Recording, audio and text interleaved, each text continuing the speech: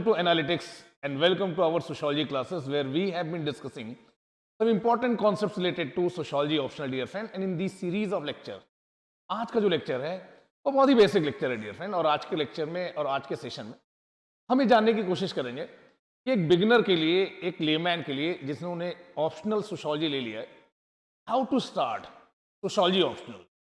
Sociology optional को approach कैसे करना है, सोशोलॉजी ऑप्शनल को स्टार्ट कैसे करना है, considering that you have taken this new subject for your UPSC mains examination and you are aiming around 280 marks, 300 marks, जैसा कि हम करते हैं दोस्तों। तो कैसे शुरुआत की जाए, कैसे इस ऑप्शनल को स्टार्ट किया जाए, क्या अप्रोच होना चाहिए। देखिए ये सारे डाउट्स कई बार हमारे माइंड में आते हैं, तो that is going to be the objective of this session कि कैसे हम इस ऑप्शनल को स्टार्ट करें dear friend.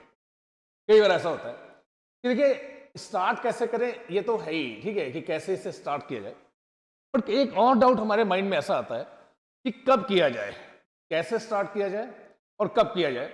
These are the two main doubt that comes in the mind of the UPSC aspirants कि ऑप्शनल की तैयारी कैसे की जाए, स्पेशली अगर आपने सोशोलॉजी ऑप्शनल लिया है, नया सब्जेक्ट है, कैसे इसे पढ़ा जाए और कब इसकी प्रिपरेशन को हमें स्टार्ट करना चाहिए, कहाँ से कौन से रिसोर्सेस हमें फॉलो करने चाहिए और नोट्स कैसे बनाया जाए। देखिए these are certain general doubts that comes most of the time in our mind. The purpose of this session is to address these doubts dear friend.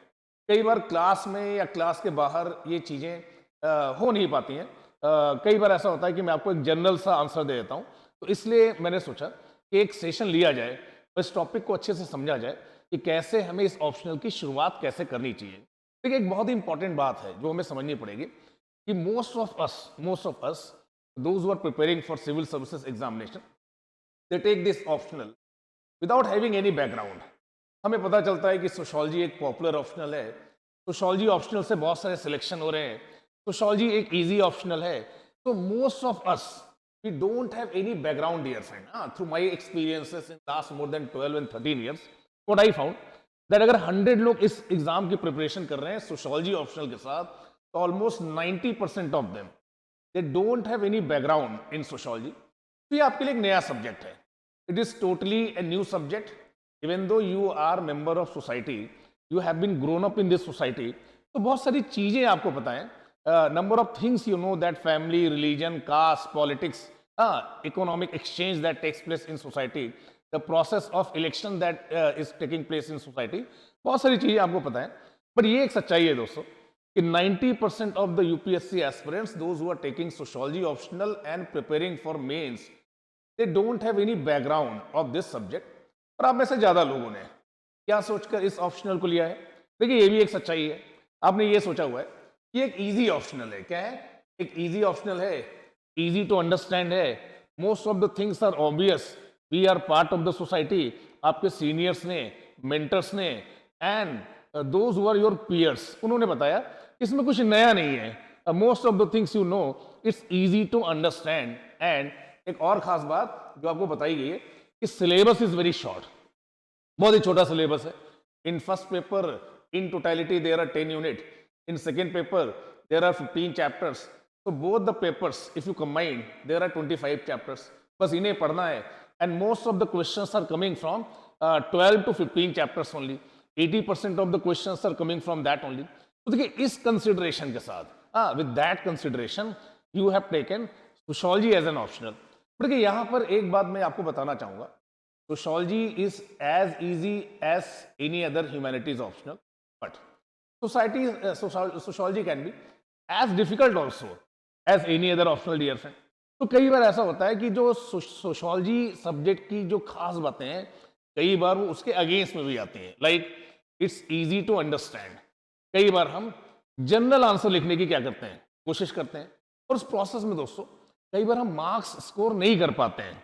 No doubt sociology is optional, sociology optional is very popular, no doubt many of the UPSC aspirants they have cracked this examination with sociology optional.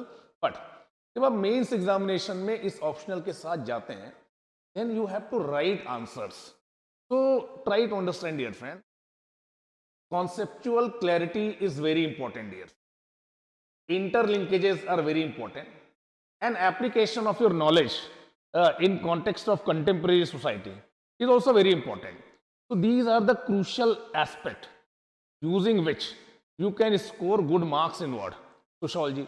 अब देखिए जब मैं आपसे ऐसा बोलता हूं कि interlinkages are very important, देखिए what kind of the questions UPSC has asked, like alienation is mentioned in your syllabus. What they are asking, alienation in third world countries here. Secularization is mentioned in your syllabus.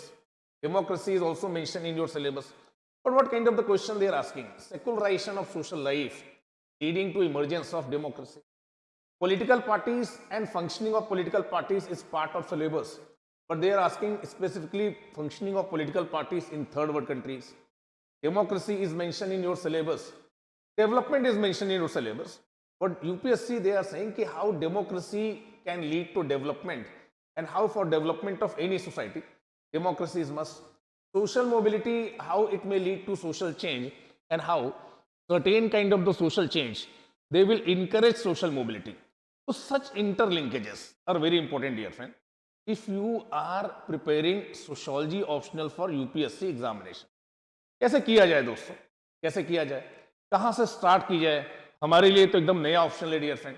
What happens generally dear friend, हम में से ज्यादा लोग most of the time we have been preparing for GS. ज्यादा जो time हम prepare कर रहे होते हैं अपनी इस पूरी प्रिपरेशन के दौरान, वो जनरल स्टडीज को बहुत ज्यादा टाइम दे रहे होते हैं. भाई सही भी है, GS constitute 1000 marks, it is there in prelims as well as in mains. Pre में भी है, मेंस में भी है, और 1000 मार्क्स का जीएस है. So most of the time, whatever timetable you prepare, maximum time you devote to what? GS. And after 3, 4, 5 or 6 months preparing GS, suddenly you start thinking about optional. अरे एक optional भी है, optional is of 500 marks. But try to understand here, friend. GS is one such aspect that is a necessary evil for all of us. All of you who are preparing for civil service examination.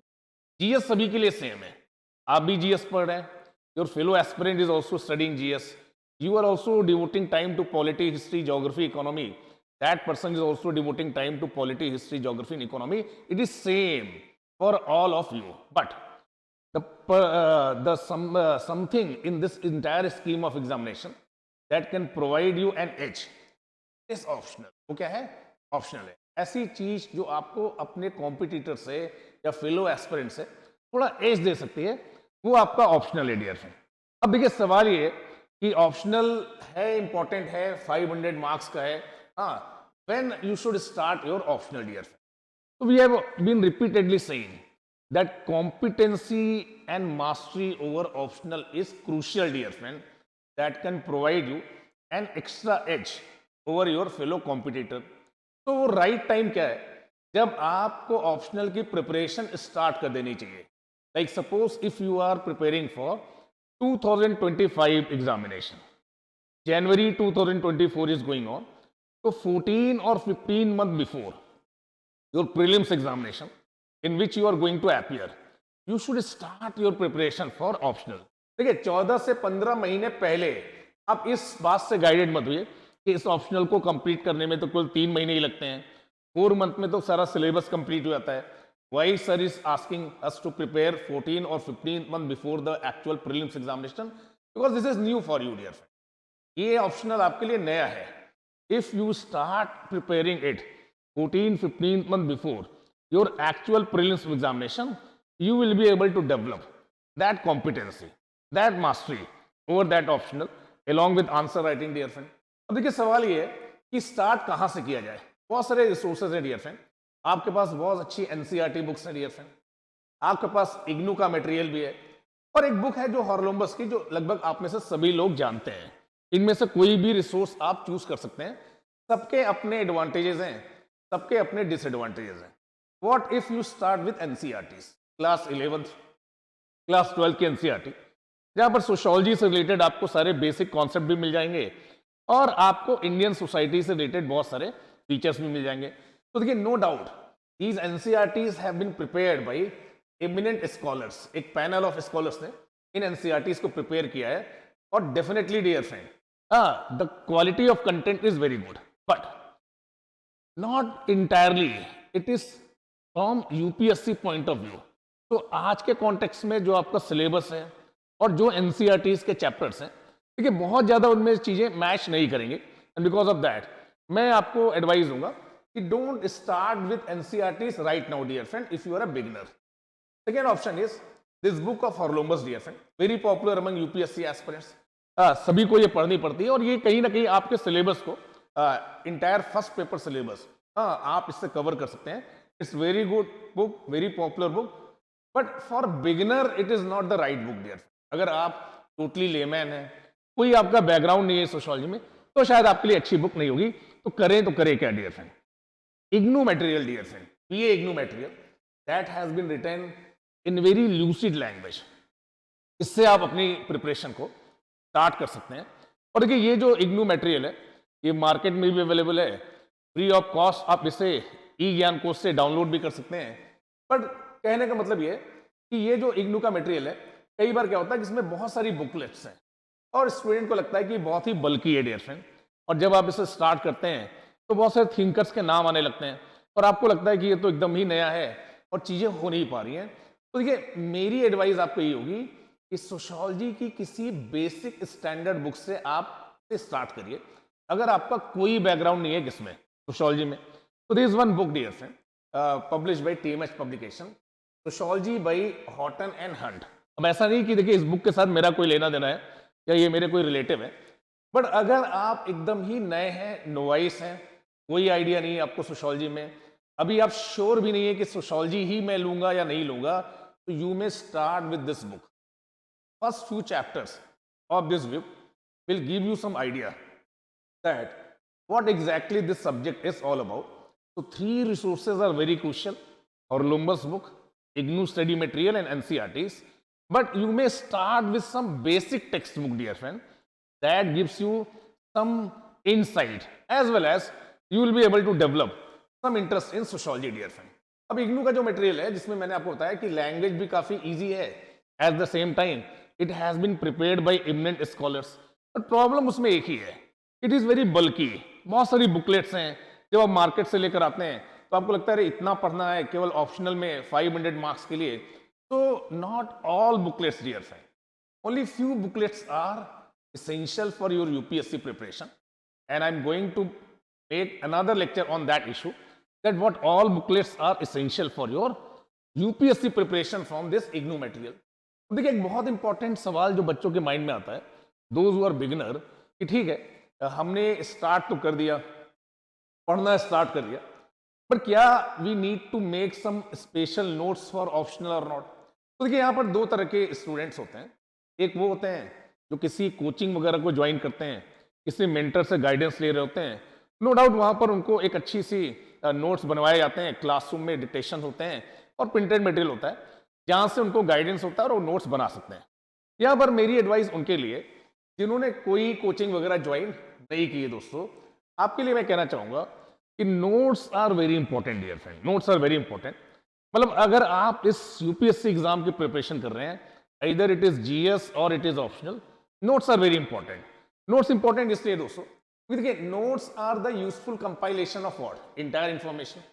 Easy to memorize हो जाता है, exam के time में आप अच्छे से revision कर पाते हैं, आप अपने नॉलेज को बेहतर तरीके से कंपाइल कर पाते हैं और डेफिनेटली जब आप आंसर राइटिंग करने आते हैं तो इट हेल्प्स यू. बट सवाल ये आता है कि जीएस में तो चलो ठीक है, जीएस में क्या है कि आप भी प्रिपेयर कर रहे हैं, अदर्स आर ऑल्सो प्रिपेयरिंग, कहीं पर कोई डाउट होता है तो आप अपने फ्रेंड से मदद लेते हैं कि कैसे नोट्स बना रहे हो, थोड़ा बताओ. देखिए ऑप्शनल में थोड़ा सा कई बार क्या होता है, UPSC is looking for depth, UPSC is looking depth. तो देखिए नोट्स में कई बार हम एक मिस्टेक करते हैं कि टॉपर्स के नोट्स को ही हम अपना नोट्स बना लेते हैं. दैट नोट्स मेड हिम और हर टॉपर. आपको शायद ये टॉपर ना बना पाए, पर आपके अपने नोट्स कल को टॉपर्स के नोट्स हो सकते हैं. तो always prepare your own notes. And as far as sociology is concern dear friend, कुछ बेसिक्स हैं जो आपको अपने माइंड में याद रखने पड़ेंगे कि कैसे आपको इफेक्टिव नोट्स बनाने हैं. जो भी कॉन्सेप्ट आप पढ़ रहे हैं, जो भी कॉन्सेप्ट आप पढ़ रहे हैं उस पर अपनी एक अंडरस्टैंडिंग बनाइए. हो सकता है कि फर्स्ट रीडिंग में you may not be able to develop that understanding, in second reading you will be able to develop your understanding. First decide your resources, develop understanding over concept, then try to write a summary of that concept. See the previous year question paper. What kind of the question UPSC has asked from that particular concept, from that particular topic जो आपके syllabus में mention है, then आप notes prepare करने की कोशिश करिए dear friend. कुछ पॉइंट्स हैं जो मैंने यहाँ पर मेंशन किए हैं. सबसे पहले आपको क्या करना है, प्रीवियस ईयर के क्वेश्चंस देखने हैं कि अगर टॉपिक है सोशियोलॉजी एज अ साइंस, तो from sociology as a science what kind of the questions UPSC has asked. Then taking that into consideration, keeping that in your mind, try to make a summary of the learning that you have been making. ठीक है, जो भी आपने लिखा है अलग अलग sources से, उसका एक समरी आप बनाने की कोशिश करिए उस कॉन्सेप्ट से related, keeping in mind what kind of the questions UPSC has asked in previous year examination. If possible try to write some relevant example, जो रियल लाइफ एग्जाम्पल्स हैं उस कॉन्सेप्ट से रिलेटेड, उन्हें लिखने की कोशिश करिए. अगर उन कॉन्सेप्ट पर किसी फेमस थिंकर ने, जो 6 थिंकर आपके सिलेबस में मेंशन है, एंड अदरवाइज भी अगर किसी थिंकर को आपने उस कॉन्सेप्ट के बारे में पढ़ा है, तो उनके साथ उसे सब्सटैंशिएट करिए. That is a key to make an effective notes in case of sociology. So I hope I have addressed most of the doubt that how to start, when to start, what kind of the resources you should follow at the beginning, and how to make effective notes, dear friend. Please give your feedback whether you like this session or not, dear friend. And if there is any other doubt on which you want that we should make some separate session, please let me know, dear friends. Thank you to all of you for watching me and for staying with me. Thank you.